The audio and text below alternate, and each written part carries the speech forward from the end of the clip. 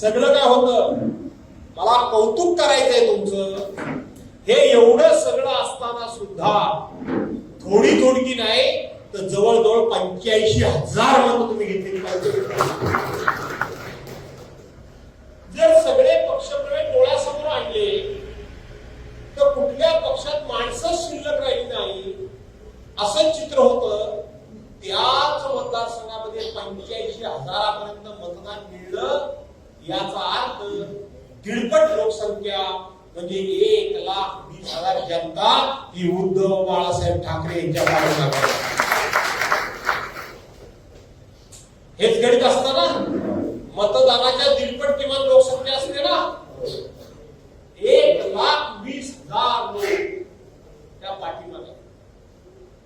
या निवडणुकीमध्ये आपला उमेदवार नक्की जिंकला असता, लोकसभेचं चित्र बघितलं तर आपला उमेदवार नक्की जिंकला असता. पण महाराष्ट्रातली आपली सत्ता का गेली हे आता तुमच्या समोर आलंय का नाही आलंय? मतांच्या चोऱ्या. आता तुम्हाला मला उत्तर द्या, मला तुम्ही सांगा. पहिलं ते मतदान ईव्हीएम चोरलं ना, त्याच्यामध्ये गडबड केली. त्याच्यानंतर सुरू काय केलं की निवडून आलेले आमदार खासदारच चोरायला सुरुवात करायची. ते डायरेक्ट विकत घ्यायची. 50 खोके झाली होती, घटना मोठी झाली होती का नव्हती? ते आता त्याच्या पुढची परत एक पाऊल. ते सगळं झालं तर सामान्यातल्या सामान्य मतदारानं टाकलेलं मतदान सुद्धा चोरायचा उद्योग सुरू केला. सामान्यातल्या सामान्य माणसाने मतचोरी, राहुल गांधी असतील नाही तर आपले नेते आदित्यजी ठाकरे असतील, त्यांनी मतचोरीचे पुरावे तुमच्या समोर ठेवले ना.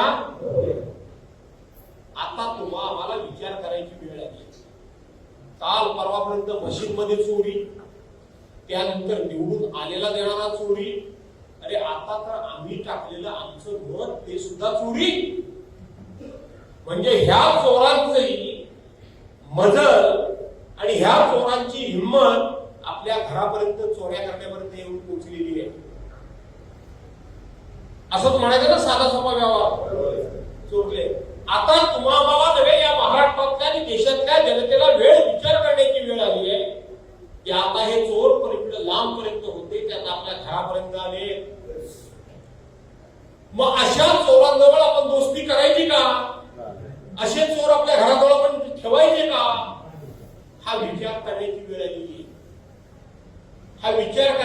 आलेली. एखादी निवडणूक किंवा एखाद्या कुठल्याही पक्षाच्या हिताचा किंवा भवितव्याचा प्रश्नच नाहीये. हा तुमच्या माझ्या स्वतःच्या हक्काच्या मताचा, पर्यायाने माझा वैयक्तिक आता हा अडचणीचा प्रश्न निर्माण झालेला आहे. आणि म्हणून ही अडचण दूर करायची की सोडवायची ही आता ठरवण्याची वेळ आलेली. आणि ती ठरवण्याची वेळ म्हणजे लोकशाही मार्गानं. हे जरी मोठे नेते आहेत, निवडणूक लागल्यानंतर देशाचे पंतप्रधान असतील, राष्ट्राचे राष्ट्रपती असतील किंवा राज्याचे मुख्यमंत्री असतील, हे मतदान केंद्रावर गेल्यानंतर त्यांना किती मतं देता येतात? प्रत्येकाला किती मतं देता येतात? एकच ना. मग तुमच्यापैकी कोणी मतदान केंद्रावर माझ्यासह गेला आपल्याला किती देता येतात? म्हणजे मत त्याला स्वतः ते मोठे आहेत म्हणून त्याला एकाच्या ऐवजी अनेक मतं देता येईल. तर तुमच्या माझ्यासारख्या सर्वसामान्य माणसांप्रमाणेच त्यांनाही एक मत देण्याचा अधिकार आहे, तुम्हाला पण एकच मत देण्याचा अधिकार आहे. आणि म्हणून आपली जी राज्य घटना आहे, डॉक्टर बाबासाहेब आंबेडकरांची घटना लिहिलेली आहे, त्या घटनेने हे मोठा अधिकार आपल्याला मिळाला.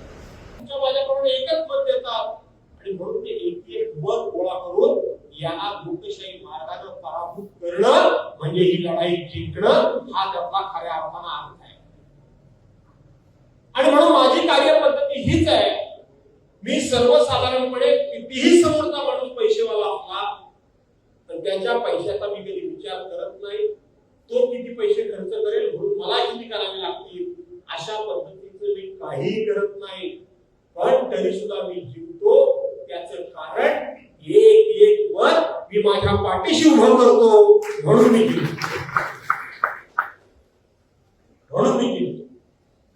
आणि ते एक एक रोज पाठीशी उभं कसं करायचं हे सांगण्याकरता म्हणून मी या ठिकाणी आलो. एक एक मत पाठीशी कसं उभं करायचं हे सांगण्याकरता आलो. चिंता करू नका पैशाची.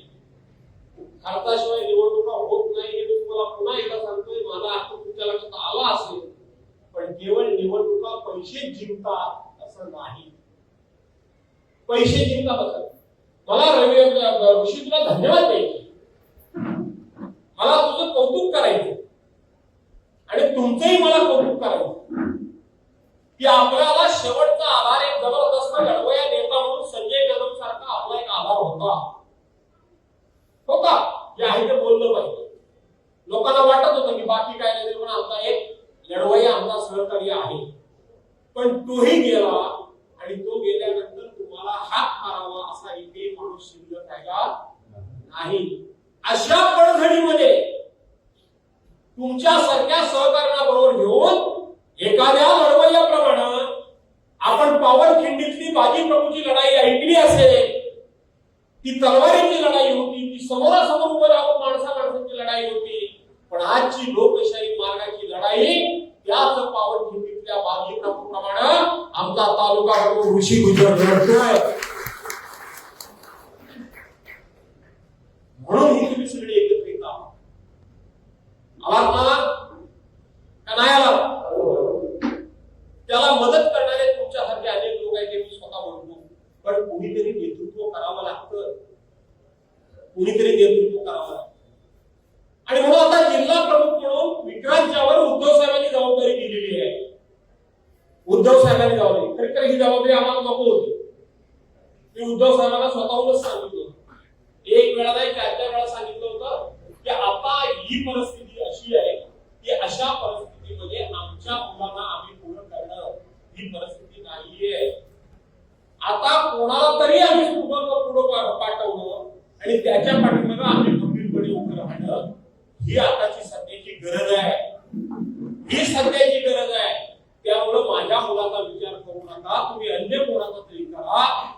परंतु शेवटी अनुभवातून उद्धव साहेबांनी ते माझं ऐकलं पहिल्यांदा, पण नंतर अनुभवातून त्यांनी पुन्हा विक्रांतचीच निवड केली. मी आज तुमच्या देखत माझ्या मुलाला सांगतो, जे सांगितले ते सांगतो. तोही निवडणूक लढणार आहे. तोही जिल्हा परिषदेतून मागच्या ज्या गटातून निवडून गेला तो त्याचा ओपन पडलाय, तिथूनच तो लढणार आहे.